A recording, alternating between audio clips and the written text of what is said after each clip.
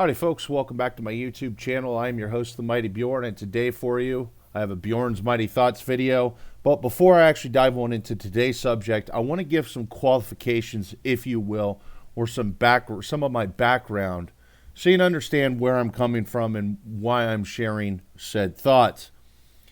I enlisted in 2003 in the United States Army as a 19 kilo. That is an M1 tank crewman for those of you who don't know.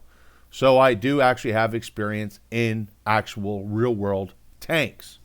Now that being said, as a hobby, I research and study a lot about military technology, particularly tanks. And that's throughout the years. I've honestly probably forgotten more about tanks than most people will know about tanks. So now to kind of dive into today's video, I'm going to be talking about the Abrams X technical demonstrator. And that is what it is. I've seen people make the assumption that this is going to be the new Abrams tank. That is not the case. This is not the new Abrams tank. This is nothing more than a technical demonstrator. Now that being said, it might give us a bit of a peer into the M1A3, as some, if maybe not even all of the technology on this demonstrator will end up being used for the M1A3. Now, that being said, this isn't the first time we've had technical demonstrators. There was the TTB, which is the tank test bed, as well as the CATTB, which was also used on the Abrams hull. And these were just different types of technical test bed demonstrators, if you will, to test out different technologies for the Abrams tank to advance it even further. Understand that the Abrams tank has been in service with the United States military since the 80s, the early 80s. In fact, I believe the first Abrams tanks would start entering service in 1983, 1985. We'd start seeing M1A1s and so on and so forth. So the Abrams has been around for quite a while. That being said, yeah, it's been upgraded over the years, but the general sense of the M1 Abrams really hasn't changed all that much, not too drastically, until now with the Abrams X, obviously. Now, one thing that they are pitching is reduced fuel consumption. And what I could see from research is that's because they are going to be using a new diesel engine. This is a Cummins diesel engine. And from what I understand, the idea is this is going to be powering generator motors in the road wheels.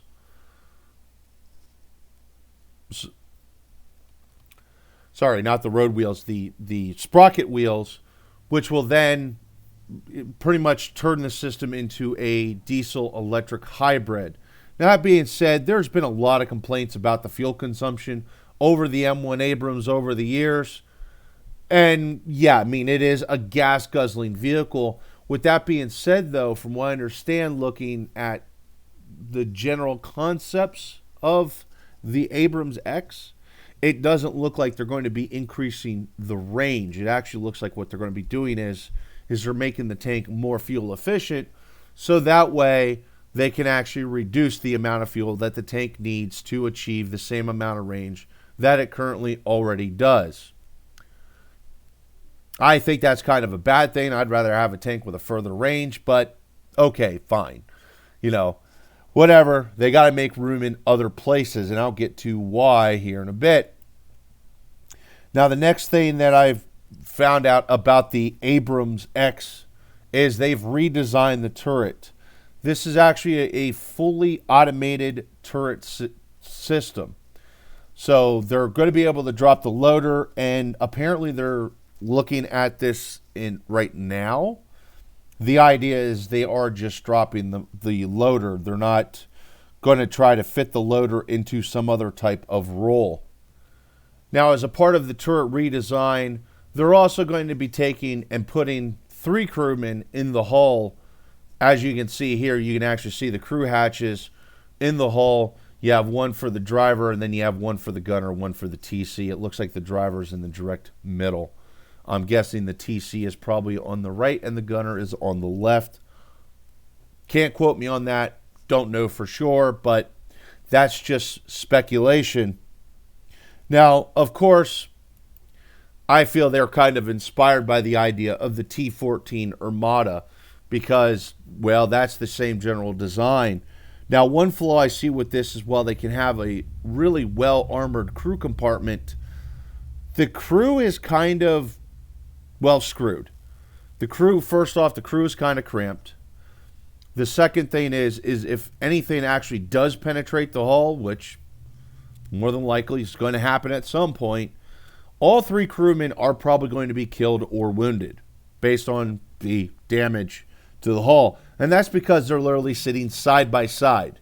It's shoulder to shoulder like a Jethro Tull concert in there.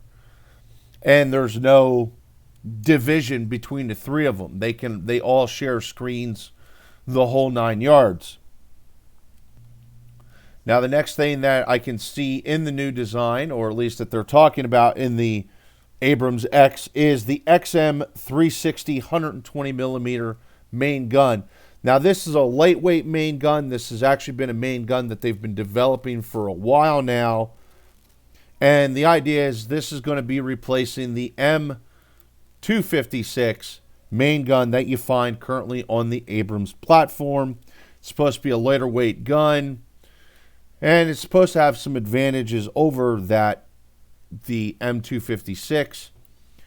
Now, that being said, this gun was actually used on the Griffin Prototype, which actually it's going to be used on the Griffin 2, from what I understand. And here is just some advantages between the 2 different guns. I'll let you take a moment and pause this. I'm not going to read this all word for word, but then you can see the 2 comparisons of the 2 different guns. The next thing I see on the new tank is a new remote turret. Currently, right now on the Abrams platform, you can find a 50 caliber remote turret. We've been messing with remote turrets for a while now. Now, this one is supposed to have a 35 millimeter Bushmaster cannon, as well as a 50 caliber for anti-air and anti-infantry needs.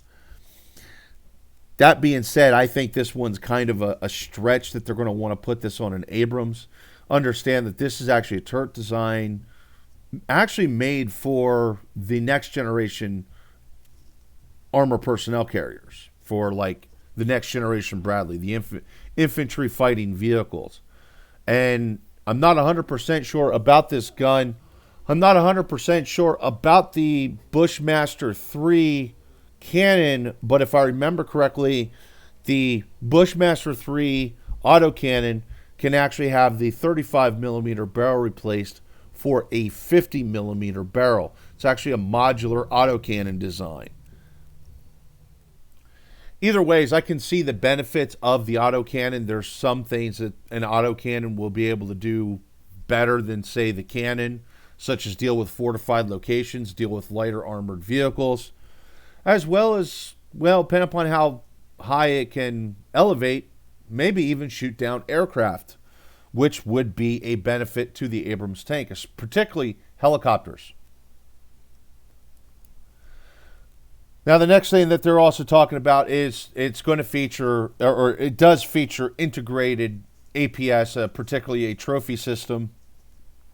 We have those currently on the Abrams tanks, like the M1A2Cs, the M1A2Ds, both have trophy systems. However, they're retrofitted on. The new Abrams X actually has the APS system actually completely integrated, if you will. I'm not sure if that's really a good thing or a bad thing. I think that's going to have some limitations to it, because essentially any upgrades to the APS system is going to be surrounded by upgrading the trophy system itself. And if something better comes out, it's going to have to be designed around that integration system. So I do see some flaws in that, but either ways, APS systems, while not necessarily perfect, it's more of a saving throw than anything else for whenever your tank gets shot at.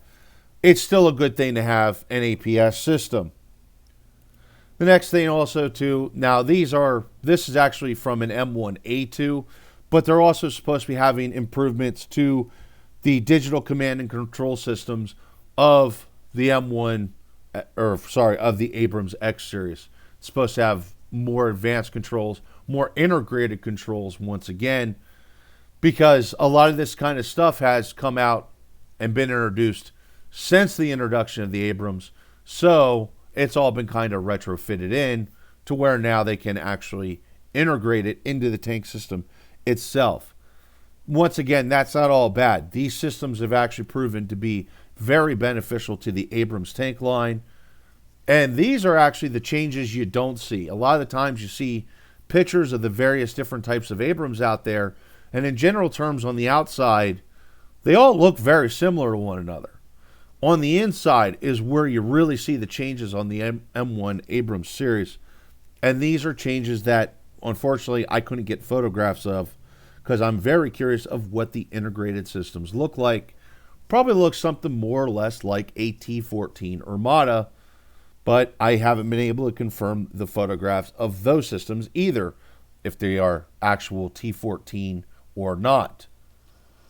Either ways, I do actually have a photograph of what is supposed to be the interior of a T-14, and I figured I'd share it here because, well, as far as I can tell, yes, this is actually from a T-14 Armada, and this is probably going to be very similar to the layout for the M1 Abrams, the Abrams X prototype, or technical test bed, if you will. Either ways, I think it's a great thing that they are finally working on a new, or at least releasing a new technical test bed. Well, a test bed for the Abrams with the Abrams X.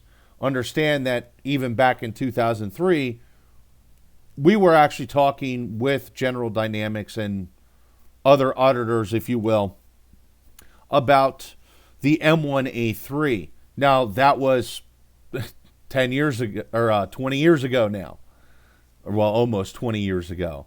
So it's about time to see the ball of wax rolling on getting this M1A3 out there.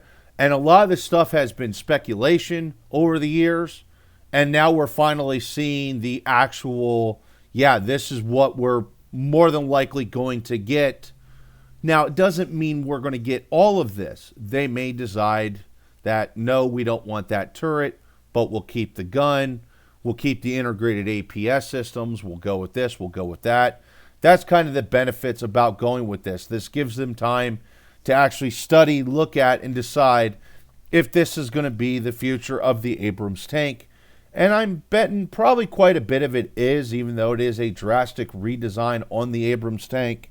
And it's also nice to see that the Abrams tank is going to be finally jumping into the next generation of main battle tank design. Now, with all that being said, I do see one overall flaw with this.